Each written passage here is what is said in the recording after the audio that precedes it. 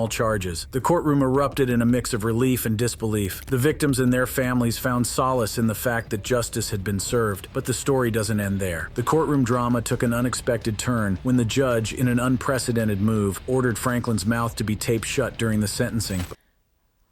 Now, hold up. Oh, but I stopped the video because the tape on the mouth is just a little extreme. Didn't stop talking. In fact, he kept interrupting the judge. What up, YouTube? What up, YouTube? You clicked the title, you read the page. Folks crashing out in the courtroom, bugging out. And now listen, you're on the road to 7,000 subscribers. Subscribe for the vibe. One more time in case they knew it, they ain't hear you. Subscribe for the vibe. Let's get it. Hold on, I'm more there we go. I'm more discombobulated and all that. I ain't gonna lie. Means zip it right now. Does that make sense? No, it doesn't.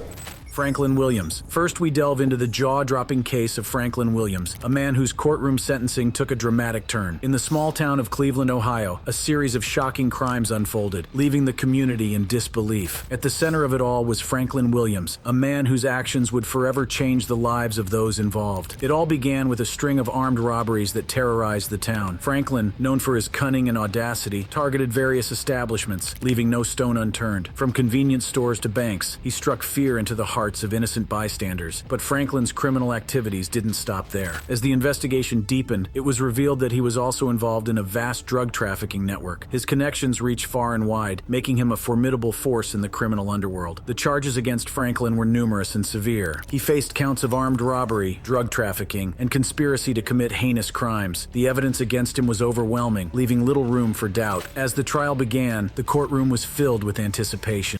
I ain't gonna talk shit until we see how bad this goes.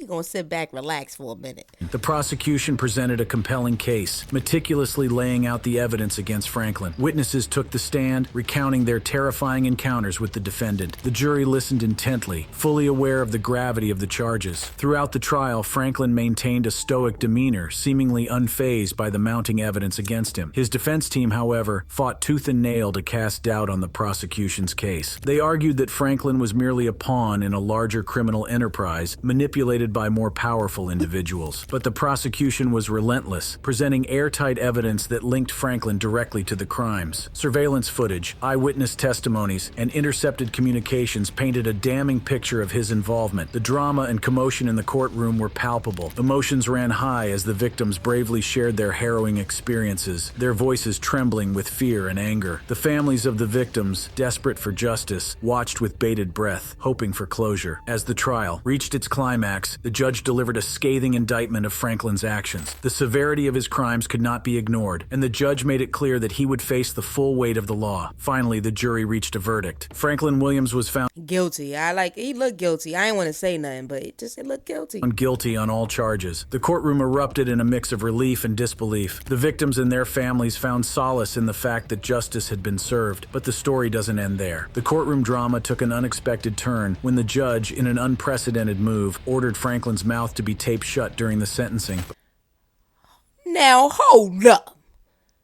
I know what you was thinking when I said that just now. TT, what does guilty look like? Come on now. Like, if you guys, come on. It's just like, and like, it's like us. Like, if you, certain things you just don't do. You don't get certain tattoos on your face unless you want people to think that something's not right. Right? Something's, I don't know. Like, why would you get a bunch of just a whole bunch? You either a gangster, right? And what does gangsters, most gangsters are violent. Not all gangsters, but most, right? So it's like, that's why I say he just looked like, sometimes you got to judge a book by its cover. I'm sorry. People, you just, listen, maybe back in the day, back in BC, you couldn't, you couldn't judge a book by its cover. It's wrong. But now you have to. If he looks like a mass shooter, think the worst. If you see something, they tell you that. If you take the New York City subway, they say if you see something, say something. So if I see something that look like that, I should say something. Listen, you gotta judge, or something could happen to you. I'm just saying. I'm going to hear from your Oh, but I stopped the video because the tape on the mouth is just a little extreme. But let me shut up. Let me see. lawyers, and that means zip it. But you're not letting me tell That you means what's going on. zip it right now. You trying to? Does that make sense? No, it doesn't.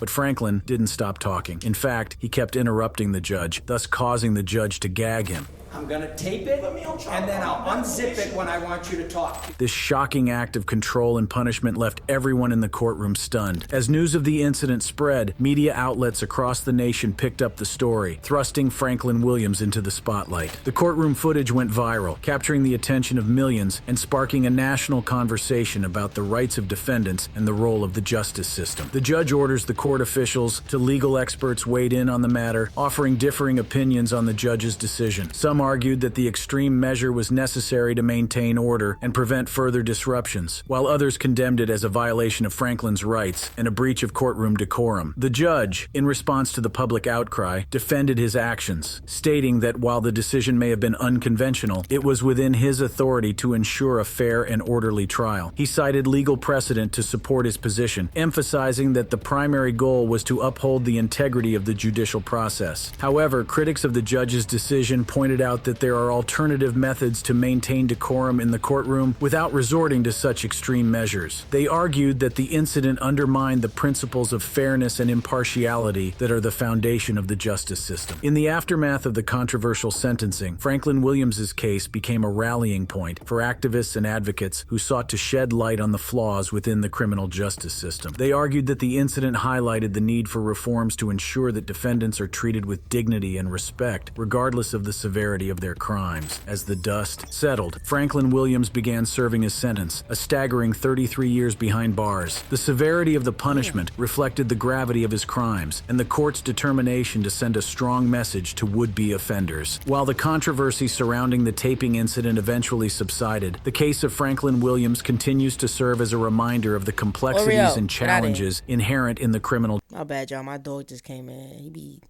He be trying to pee on my clothes and all that while I'm asleep. Doing weird stuff because I got a bunch of clothes just over there. I gotta pick that up. Justice system. It raises important questions about the balance between maintaining order in the courtroom and safeguarding defendants' rights. Next, we delve into the shocking case of Sidney Newsom, a man whose courtroom appearance took an unexpected turn. In Pike County Justice Court, Mississippi, what started as a routine domestic violence charge quickly escalated into a violent outburst that left everyone in disbelief. As I delve deeper into... Yo, I pray for anybody that's dealing with domestic violence. Like, I be watching these domestic violence documentaries, and it's just so sad to watch, man. Like, and then it hurts me when they think that it's love, and it's like love ain't supposed to hurt. It damn sure ain't supposed to hurt physically. Might hurt mentally, but it damn sure ain't supposed to hurt physically. To the shocking courtroom attack involving Sidney Newsom, it's important to understand the background of the man at the center of this incident. Sidney Newsom, a 27-year-old individual, found himself in Pike County Justice Court, facing a domestic violence charge. While the exact Now, why would she even date him in the first place? details of the charge are not disclosed, it is clear that the situation took a dramatic turn. Prior to the incident, Newsom appeared relatively calm, reviewing paperwork and even engaging in a lighthearted dance. However, as events unfolded, it became evident that there was a deeper turmoil within him. This background sets the stage for the unexpected and violent outburst that would soon unfold in the courtroom. The tension in the courtroom reached its peak when Sidney Newsom's frustration and anger erupted into a violent altercation with Judge Aubrey Rimes. As the transport officer tapped on the table, attempting to maintain order, Newsom's agitation grew apparent. Despite the officer's efforts to guide him, Newsom's defiance became evident as he argued with Judge Rimes, refusing to leave the courtroom. In a shocking display of aggression, Newsom grabbed a sack of papers from the desk and hurled them at the judge, causing chaos as papers flew in every... Oh, he bugging. Oh, you threw the book at the judge? Basically, you threw some papers? Nah, it's clip for him. direction. The commotion escalated further when Newsom seized a telephone and launched it at Judge Rimes, toppling a computer monitor. Yo, control him.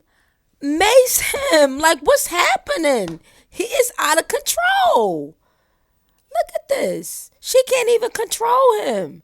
Them at the judge, causing chaos as papers flew in every direction. The commotion escalated further when... She bugging. Let me with a bit of security. Stop playing with me, B. What? What? Good night, nigga. What you talking about?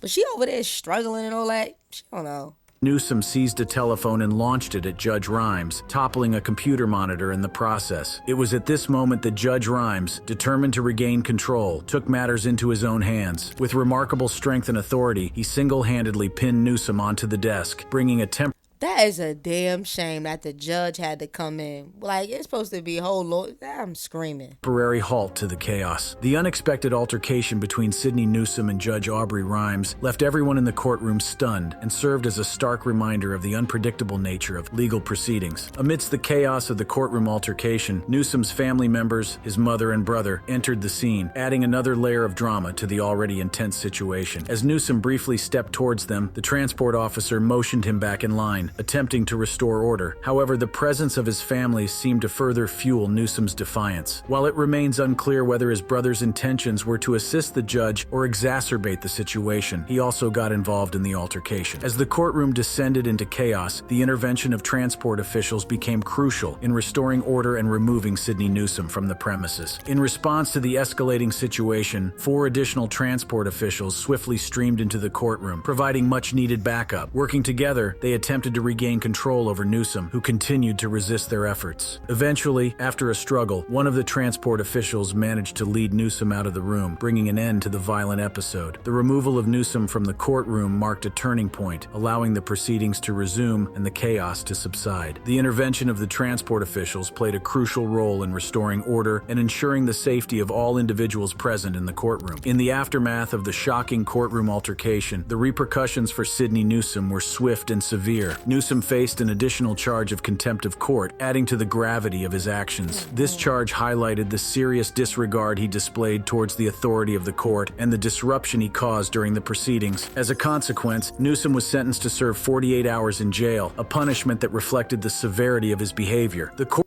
That's it. Nah, he could have got at least a week. You could in there cutting up. He could have hurt somebody. He probably hurt that woman that was struggling. courtroom altercation left a lasting impact on all those involved, serving as a stark reminder of the potential dangers that can arise within the legal system. The incident prompted authorities to review and implement enhanced security procedures to prevent similar incidents from occurring in the future. The aftermath of the courtroom altercation underscored the importance of maintaining order and respect within the justice system.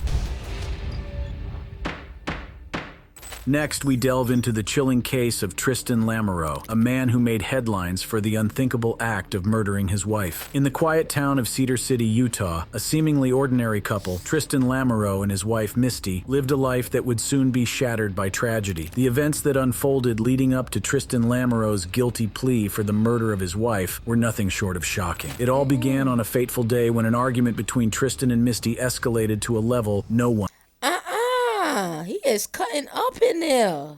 could have anticipated. The tension in their apartment reached a boiling point, and in a fit of rage, Tristan committed an act that would forever change their lives. According to news reports, Misty was shot 5 times in the head, a horrifying and brutal act of violence. The details of the crime sent shockwaves through the community, leaving friends, family, and neighbors in disbelief. When the police arrived at the scene, they discovered Misty's lifeless body in the bathroom, a chilling sight that would haunt them forever. Meanwhile, Tristan attempted to flee the scene, but his escape was short-lived. Law enforcement swiftly apprehended him, ensuring that he would face justice for his heinous actions. The authorities wasted no time in bringing him to trial, where the full extent of his crime would be revealed. The courtroom, located in the 5th District Court in Cedar City, became the stage for the dramatic proceedings. Tristan Laro, now surrounded by 4 sheriff's deputies, sat in the defendant's chair, a constant reminder of the gravity of his actions. The atmosphere was tense as the judge, G. Michael Westfall, presided over the case, ensuring that justice would be served. As the trial progressed, Misty's brother, Jason Wilson, was called upon to deliver an impact statement. Wilson approached the podium with a mix of grief and anger etched on his face. His eyes locked onto Tristan, a man he once considered family, but now saw as a monster. The intensity in the courtroom was palpable. As Wilson began to speak, his words filled with raw emotion. With a trembling voice, Wilson began his impact statement, recounting the cherished memories he shared with Misty. He spoke of their childhood adventures, their unbreakable bond, and the dreams they had for their futures. The courtroom listened intently, silently, captivated by Wilson's heartfelt words. But as Wilson continued, his tone shifted from nostalgia to anger. He unleashed a torrent of emotions, directing his words directly at Tristan. He described the pain and devastation that had consumed their family since Misty's untimely death. Wilson's voice quivered with a mix of sorrow and rage as he demanded answers from the man who had taken his sister's life. Tristan, seemingly unaffected, continued to rock back and forth in his chair, his face devoid of any visible emotion. Wilson's words seemed to fall on deaf ears, further fueling his frustration. Determined to break through Tristan's indifference, Wilson took a step closer to the defendant, his voice growing louder and more forceful. The tension in the courtroom escalated as Wilson's anger reached its peak. He pleaded with Tristan to acknowledge the pain he had caused, to show remorse for his actions. But Tristan remained stoic, his eyes fixed. He seemed like he ain't care, so you know what? He deserved that then at that point. On a distant point, no seemingly remorse. detached from the reality of the situation. Frustrated by Tristan's lack of response, Wilson's desperation grew. In a moment of sheer anguish, he lunged at Tristan, his grief and anger overpowering his rationality. The courtroom erupted into chaos as sheriff's deputies swiftly intervened. The scene was chaotic, with chairs spinning and voices raised in a cacophony of emotions. Tristan, now standing, appeared ready to engage in a physical altercation, but before he could make a move, a deputy forcefully slammed him to the ground.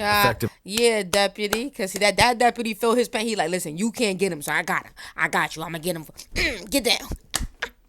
I'm trying to protect you. Whole time he on his side. Deputy. Subduing him. The courtroom fell into stunned silence as the deputies worked to restrain Wilson and restore order. The judge, recognizing the pain Wilson had endured, ordered his removal from the courtroom. With Wilson's departure, the deputies diligently worked to restore order, ensuring that the trial could proceed. Tristan Laro, seemingly unfazed by the dramatic events that had just unfolded, resumed his nonchalant rocking in his chair. The courtroom, now engulfed in a heavy silence, awaited the next phase of the trial. The impact statement delivered by Jason Wilson had left an indelible mark on the courtroom. As the recess came to an end, the judge returned to the bench, ready to proceed with the trial. The deputies ensured that Tristan Laro was securely restrained, their watchful eyes never leaving him. The courtroom, now filled with a sense of anticipation, awaited the next phase of the proceedings. The prosecution presented a compelling case, meticulously laying out the evidence against Laro. They called upon witnesses who had been present at the scene of the crime, providing chilling testimonies that painted a vivid picture of the tragic events that had unfolded in that apartment. Forensic experts took the stand, detailing the results of their investigations. They presented the jury with irrefutable evidence, including ballistics reports that matched the bullets found at the crime scene to the weapon in Lamoureux's possession. The weight of the evidence against him seemed insurmountable. As the trial progressed, the defense had the opportunity to present their case. Lamoureux's lawyer, a seasoned attorney known for his ability to sway juries, sought to cast doubt on the prosecution's narrative. He questioned the reliability of the witnesses. The defense called upon experts of their own, attempting to create an alternative narrative that would cast Lamoureux in a more sympathetic light. They argued that the events leading up to the tragic incident were the result of a volatile relationship, suggesting that Misty's actions had provoked Lamoureux to act in self-defense. With the closing arguments concluded, the judge instructed the jury to deliberate and reach a verdict. The fate of Tristan Laro now rested in their hands. The courtroom held its breath as And they better do right. the jury filed out, their decision carrying the weight of justice. Days turned into weeks as the jury deliberated, carefully considering the evidence and testimonies presented during the trial. The public anxiously awaited the verdict, their curiosity piqued by the shocking events that had unfolded in the courtroom. Guilty. Tristan Laro was found guilty of first-degree murder, a verdict that sent Now he used the other guy picture. I'm screaming. I knew I was paying attention. I ain't the same guy. shockwaves through the courtroom. The family of Misty, who had endured the pain and anguish of the trial, found solace. Yeah, I was thinking I was high. I ain't that high. Y'all peep that? See? I like him, though. You don't practice perfection. You know, we all make mistakes. In the knowledge that justice had been served. The courtroom, now filled with a mix of relief and sorrow, witnessed the sentencing phase of the trial. The judge, after considering the severity of the crime and the impact it had on Misty's loved ones, handed down the sentence. Tristan Laro was to serve 15 years. He fixed it. Years to life in prison, a punishment that reflected the gravity of his actions. Facts. Y'all subscribe for the vibe. Subscribe for the vibe. Hope you feeling good. Hope you feeling great.